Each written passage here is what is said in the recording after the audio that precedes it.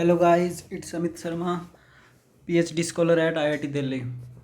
So, if you ask me one advice about life, I will tell you always read good books. So, this is the single most important advice I think everyone should read good books because book have the potential to change our life and mindset. So, this is the my list of top 5 books that everyone should read in their life. So, I will tell you one by one. So we will start with Rich Dad and Poor Dad. We all know money is very important for our life. So this book is about creation of wealth.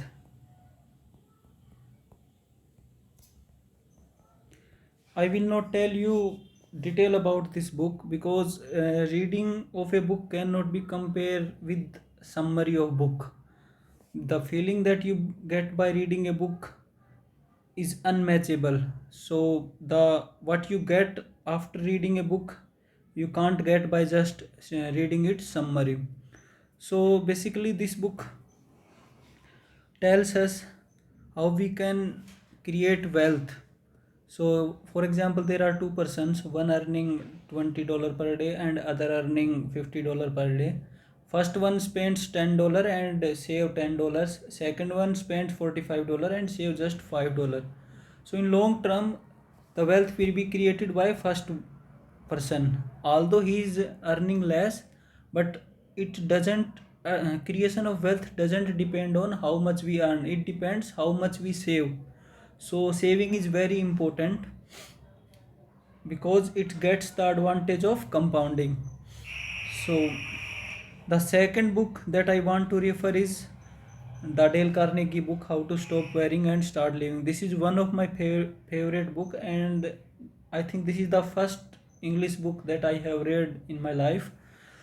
So this book can change your life if you are frustrated, if you are even your mindset is such that you are like you don't want to live. After reading this book you will so energetic and so optimistic about life. So this book is worth reading and can change your life. The third book is Seven Habits of Highly Effective People. So one thing this book says that we all have sufficient time. There is not the problem of time management. Time is fixed for everyone. It is 24 hour. It's just we have to manage ourselves. So this book tells us how we can effectively, what habits are that uh, successful people have.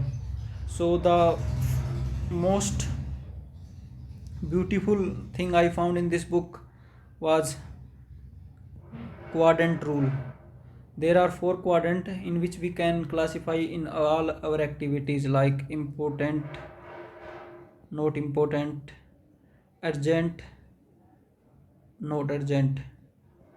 So this is first quadrant, this is second, this is third, this is fourth, like that. So in first quadrant, all activity come which are important and urgent. Like if someone is going to office, then going to office is important and also urgent because if he have to go at 9 a.m., he have to go at 9 a.m. only. So some activity of our daily life comes in first quadrant. Second quadrant, important but not urgent.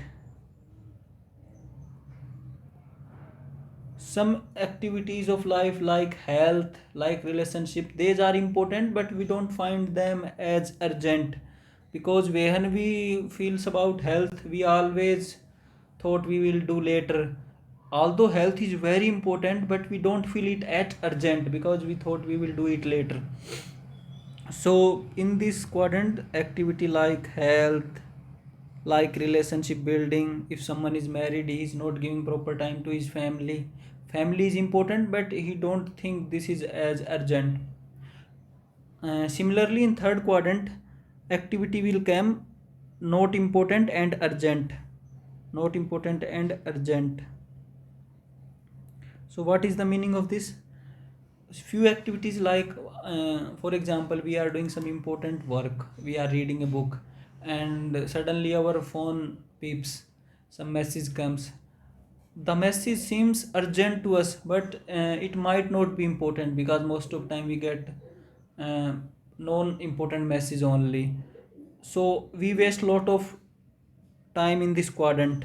And fourth quadrant, which is not important and not urgent, like activity we do, sleeping all day or wasting our time in activity that are of no use. So most of people life revolves around in this quadrant, one and fourth. For example, if person is doing job, either he will doing his job, after coming home he just waste his most of time, then his life spends in first and fourth quadrant only. The most important quadrant is second quadrant.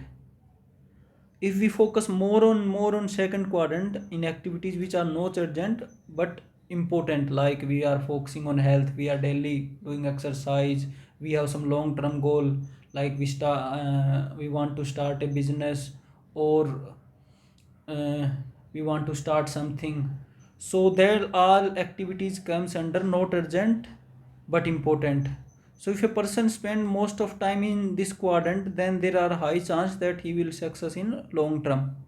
So what we have to do, we have to push our daily time more and more on second quadrant, because in long term it will be most important for us. So this is brief introduction about this book. And the fourth book I want to refer is Bhagavad Gita. It is not in Bhagavad Gita, it is not a religious story. The teaching in Bhagavad Gita are, I think, very important. The If you want to summarize this, I can say that most important teaching of Bhagavad Gita is that we should focus on our action without worrying about results. Generally, what we do when we start something, we prepare for exam, or we start a business, we most of time worry about results. What happens if we fail? What happens if things doesn't get along favorable to us? So we should not worry about result. We just do our best. Sometimes lucks don't favor us, then we should not worry about it. We should focus on our actions, and also we should focus on karma, not about its results. So Bhagavad Gita will give you a new perspective of life, so everyone must read Bhagavad Gita once in life. The last book I want to refer is 4 Hour Work Week. This book will give completely different point of view life. If you are bored with your 9 to 5 job, if you don't want to do 9 to 5 job anymore, this book is for you.